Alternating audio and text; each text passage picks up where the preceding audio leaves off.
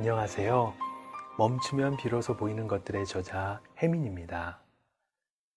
강의를 마치고 텅 빈 연구실에서 느끼던 그리움, 미국에서 영어를 사용하다 생긴 모국어에 대한 그리움이 밀려올 때마다 전 일상생활 속에서 떠오르는 생각들을 트위터에 기록했습니다. 그리고 모국의 언어로 대화해주는 사람들과 소통으로 큰 위안을 얻곤 했습니다. 그렇게 제가 위안을 받고 있다고 생각하던 나날들 속에서 도리어 사람들이 제가 남긴 몇 마디 말에 위안을 받았다는 글들을 남기기 시작했습니다. 상처받은 마음이 치유되고 용서하지 못한 사람들을 조금이나마 이해하게 되었고 지친 퇴근길에 힘이 되었다는 글을 보고 저의 한마디가 어떤 분들에게는 용기와 위안이 될 수 있다는 사실을 알게 되었습니다. 그래서 그때부터 우리의 마음을 가다듬을 수 있는 맑은 글, 따뜻한 글들을 올려보자고 마음을 먹었습니다. 이 시간을 통해 그 글들을 제 마음을 전하려 합니다. 쫓기듯 사는 삶에 지친 분들에게, 누군가에 대한 미움으로 고통받는 분들에게, 자기 스스로가 못마땅한 분들에게 제 이야기가 조금이나마 도움이 되길 간절히 바랍니다. 첫 시간에는 휴식에 대해 이야기해 보겠습니다. 저를 둘러싼 세상이 참 바쁘게 돌아간다고 느낄 때 전 한 번씩 멈추고 묻습니다.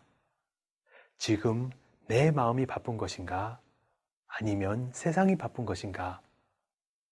사람들은 보통 마음이라고 하는 것과 세상이라고 하는 것이 따로따로 존재한다고 알고 있지요. 마음은 내 몸 안에 있고 세상은 내 몸 밖에 있다고 생각을 합니다. 그리고 우리의 마음은 몸 밖의 세상의 지배를 받아서 세상이 내 마음을 슬프게도 하고 기쁘게도 한다고 생각을 합니다. 따라서 우리 마음은 거대한 세상에 비하면 너무나도 초라하고 작고 연약한 존재로 여기게 됩니다. 하지만 부처님의 가르침은 우리의 생각을 뒤집어 놓습니다. 세상이 내 마음을 아프게 하고 기쁘게 하는 것이 아니라 세상에 투사된 내 마음을 보고 우리는 세상이 이렇네 저렇네 하는 분별을 일으키며 사는 것이라고요. 정말 그렇습니다.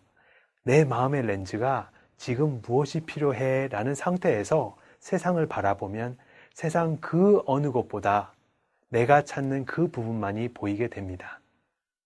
왜냐하면 마음의 렌즈가 그곳만을 향하게 되니까요. 세상에서 벌어지고 있는 일 자체는 행복한 일, 불행한 일, 아름다운 일, 더러운 일이 없습니다. 그렇게 분별하는 건 세상이 아니라 내 마음의 렌즈가 하는 것입니다. 가을 낙엽이 떨어져 있는 모습을 보고 외로운 누군가는 외로워 할 수도 있고 평온한 누군가는 아름답다고 할 수도 있습니다. 이제 제 얘기를 한번 해볼까요? 미국에서 스님 본분으로 살랴 교수 본분으로 살랴 정신이 없습니다. 주중에는 학생들을 가르치고 학자로서 연구 활동도 해야 하고 주말에는 3시간 동안 운전을 해서 뉴욕에 있는 은사스님 절에가 소임을 맡아야 합니다. 방학이 되면 오히려 더 바빠집니다. 어른 스님들께 인사도 가야 하고 영어 통역 부탁을 받으면 응해야 하고 법문 요청을 또 받아들여야 되고 그런 와중에도 혼자 수행하는 시간을 떼어놓아야 합니다. 게다가 논문도 쓰고 연구도 해야 합니다. 그러다 보면 내가 도대체 뭐 하는 사람이지? 이게 뭐 하는 건가? 싶을 때도 사실은 있습니다. 승려가 이렇게 정신없이 분주하게 살아도 되나 싶을 때도 있고요. 하지만 곧 알아채게 됩니다. 세상이 바쁜 것이 아니고 내 마음이 바쁜 것이라는 사실을요. 세상은 바쁘다고 불평한 일이 없다는 사실을요. 결국 내 마음이 쉬면 세상도 쉬게 될 것이라는 것을요. 그리고 이렇게 바쁘게 사는 제 자신을 더 가만히 들여다보니 알 수가 있었습니다. 제 삶이 이토록 바쁜 까닭은 제가 바쁜 것을 원하고 있었기 때문이라는 것을요. 정말로 쉬려고 한다면 그냥 쉬면 되는 것입니다. 어디선가 부탁이 들어와도 거절하면 되는 것입니다.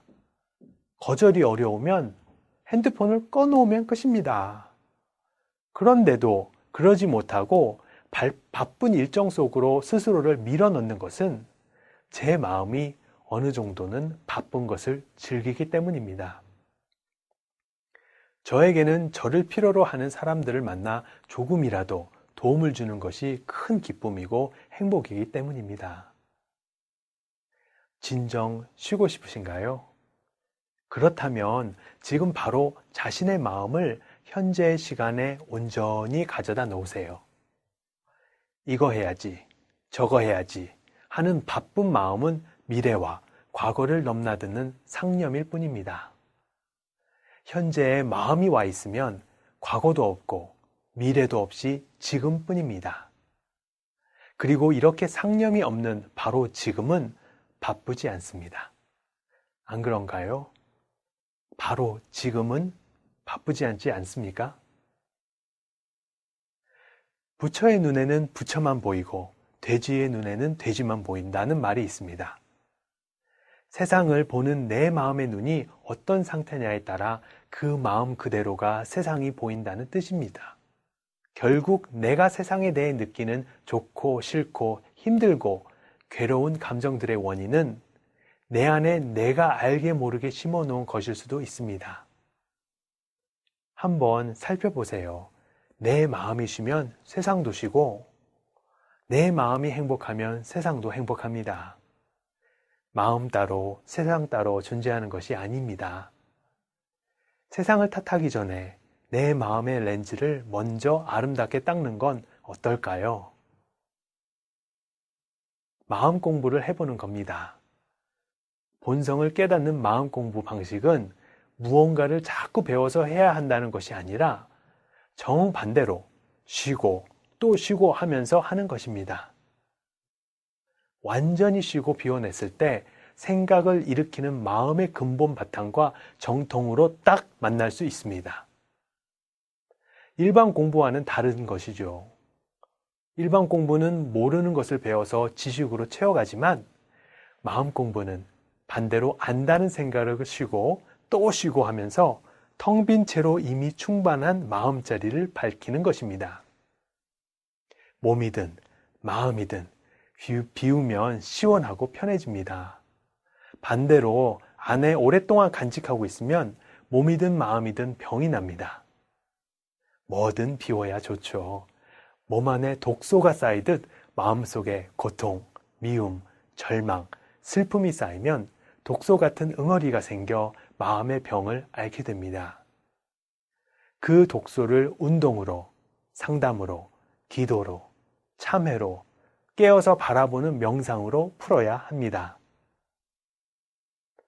비가 오는 밤 늦은 퇴근길을 터벅터벅 걸으며 문득 내가 이러고 평생 살아야 하나? 하는 생각이 드신다면 내일 아침 평소보다 조금 일찍 일어나 나를 위해 조용히 명상의 시간을 가져보세요.